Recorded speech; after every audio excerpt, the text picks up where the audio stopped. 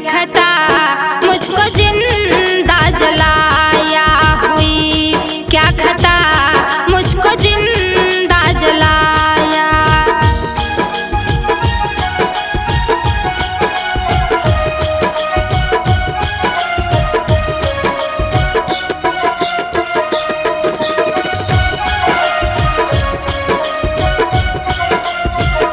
जलाया जिंदा जलाया,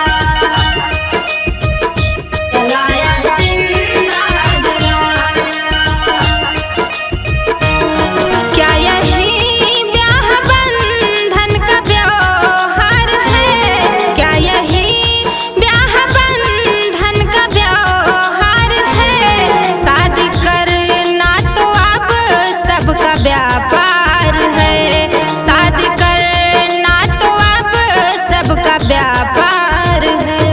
पैसे वालों ने पैसे से रिश्ता बनाया, जमीन पे मिला आसमां पहुंचाया हुई, क्या खता मुझको जिंदा जलाया हुई, क्या खता मुझको जिंदा जलाया हुई, क्या खता मुझको जिंदा जलाया हुई, क्या खता